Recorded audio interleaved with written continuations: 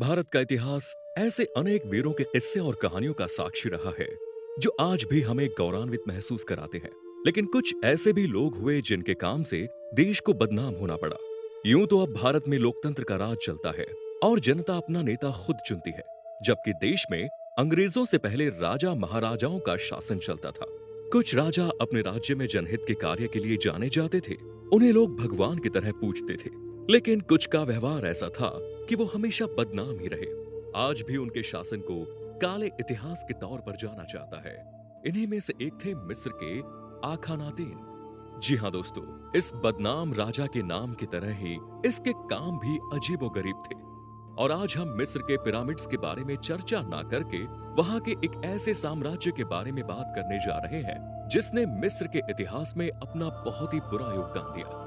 ये कहानी शुरू होती है मिस्र के उस समय के राजा आखानातेन के साथ। जब आखानातेन राजा बना तब उसका काम किसी को पसंद नहीं आ रहा था, क्योंकि उसने निर्देश दिए थे कि अब से मिस्र में किसी भी देवता की पूजा नहीं की जाएगी, बल्कि सिर्फ सूर्य की पूजा होगी। इसके अलावा ये राजा काफी रंगीन मिजाज वाला था। उसका नाम मिस्र के अय्याश राजाओं के तौर पर आज भी लिया जाता है। दरअसल उस समय मिस्र के राजघरानों में सगे भाई बहनों की शादी करवाने का रिवाज था। ऐसा इसलिए ताकि राजघराने में कोई बाहरी व्यक्ति दखलंदाजी ना कर सके।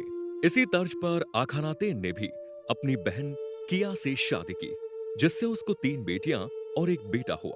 तीनों बेटियों में से सबसे सुंदर बेटी थी अनेक सेनामून, जिस पर उसके बाप की नजर पड़ी।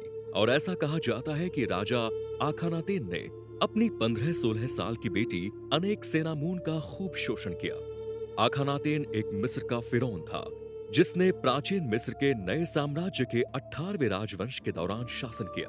वो कई देवताओं की पूजा से मिस्र के पारंपरिक धर्म को बदलने के लिए प्रसिद्ध था, जिसे एटन नामक एकल देवता की पूजा के लिए जाना जाता था। आखानातेन का जन्म मिस्र में 1372 ईसा पूर्व के आसपास हुआ। वो फिरौन का दूसरा बेटा था। जब अखिनातेन के बड़े भाई की मृत्यु हो गई तो अखिनातेन मिस्र का राजकुमार बना। वो शाही महल में बड़ा हुआ और ये जानने का प्रयास किया कि मिस्र का नेता कैसा हो। कुछ इतिहासकारों का मानना है कि कई वर्षों तक अखिनाथेन ने अपने पिता के साथ एक सह फिरौन के रूप में कार्य किया। फिर किसी तरह से अखिनातेन फिरौन के रूप में पदभार संभाला जब उनके पिता की मृत्यु हो गई। अपने पिता के शासन के तहत मिस्र दुनिया के सबसे शक्तिशाली और अमीर देशों में से एक बन गया। मिस्र की सभ्यता उस समय चरम सीमा पर थी जब आखानाथेन ने नियंत्रण किया।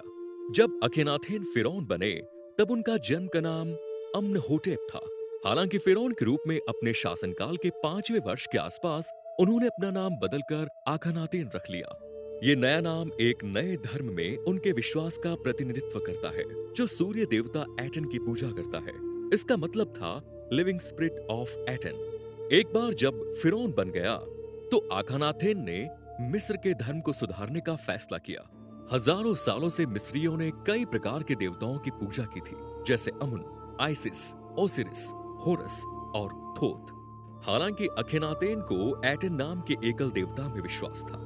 अखिनातेन ने अपने नए देवता के लिए कई मंदिरों का निर्माण किया। उनके पास कई पुराने मंदिर भी बंद थे और कुछ पुराने देवताओं को शिलालेखों से हटा दिया गया। मिस्र के कई लोग और पुजारी इसके लिए उससे खुश नहीं थे।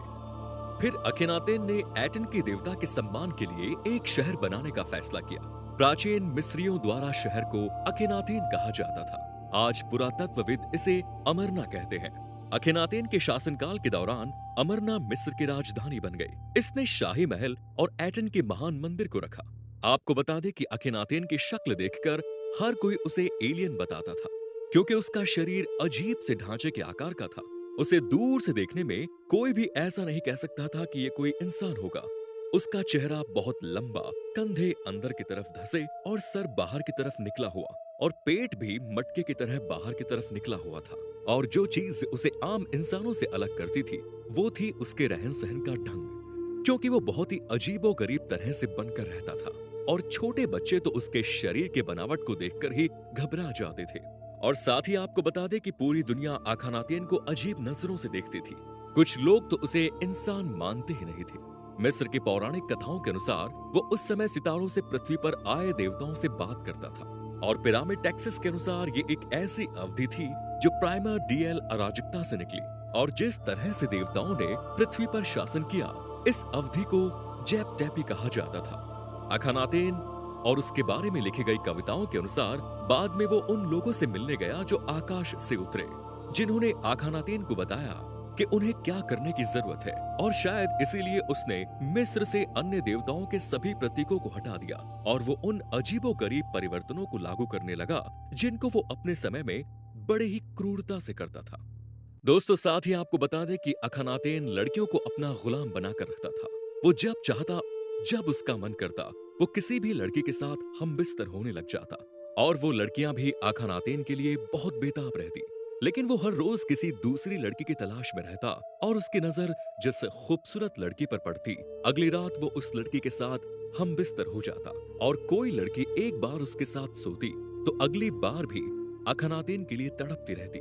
लेकिन बहुत ही कम लड़की के साथ वो दोबारा हम बिस्तर होता था। आपको बता दें कि अखनातेन की मुख्य पत्नी क्वीन नेफ्टेटी थी। नेफ्टेटी एक बहुत ही शक्तिशाली रानी थी। उसने मिस्र में दूसरे सबसे शक्तिशाली व्यक्ति के रूप में अखनातेन के साथ शासन किया। आज नेफ्टेटी अपनी एक मूर्ति कला के लिए प्रसिद्ध है, जो बताती है कि वो कितनी सुंदर थी। उसे अक्सर इतिहास में दुनिया की सबसे खूबसूरत महिला कहा जाता है। 1336 ईसा पूर्व के आसपास अखनातेन की मृत्यु हो जाती है, जिसके बाद अखनातेन का बेटा तूतनखामेन फिरौन बन गया। फिर लंबे समय के बाद मिस्र अपने पारंपरिक धर्म में लौट आया, राजधानी शहर थेब्स में वापस चला गया और अंततः अमरना शहर को छोड़ दिया गया। बाद में अखनातेन के फिरौन के नामों की सूची से हटा दिया गया, क्योंकि वो पारंपरिक देवताओं के खिलाफ गया था। उन्हें कभी कभी मिस्र के रिकॉर्ड्स में दुश्मन के रूप में जाना जाता है। तूतनखामेन केवल 10 साल की उम्र में मिस्र का राजा बन गया। वो प्राचीन मिस्र के 18वें राजवंश के 11वें राजा थे। केवल 18 साल की उम्र में उसकी मौत हो जाती है। तूतनखामेन की मौत और कब्र को लेकर मिस्र के इतिहास में अनेक कहानियां प्रचलित है। खासकर उसकी मौत को लेकर इतिहासकारों की अलग अलग राय है। इतिहासकार मानते हैं कि तूतनखामेन की हत्या हुई थी, जबकि मिस्र के लोगों का कहना है कि शिकार के दौरान घायल होने से उनकी मौत हो गई। तूतनखामेन की मौत ही नहीं, बल्कि उसकी कब्र को लेकर भी कई रहस्य प्रचलित है। तूतनखामेन को इतनी प्रसिद्धि अपने जीते जी नहीं मिली जितने की मरने के बाद। तूतनखामेन की शोहरत इस बात को लेकर ज्यादा थी कि उसकी कब्र 3000 साल बाद भी सही सलामत मिली। कहा जाता है कि तूतनखामेन की कब्र को खोजकर्ताओं ने सैकड़ों सालों बाद भी सही सलामत खोज निकाला। इस खोज में काफी वक्त लग गया था, क्योंकि तूतनखामेन का मकबरा एक मकबरे के नीचे छुपाया गया था। तो दोस्तों, ये थी मिस्र के राजा आखनातेन के शासनकाल की कहानी। आज की हमारी ये वीडियो आपको कैसे लगी, कमेंट्स में जरूर बताएं।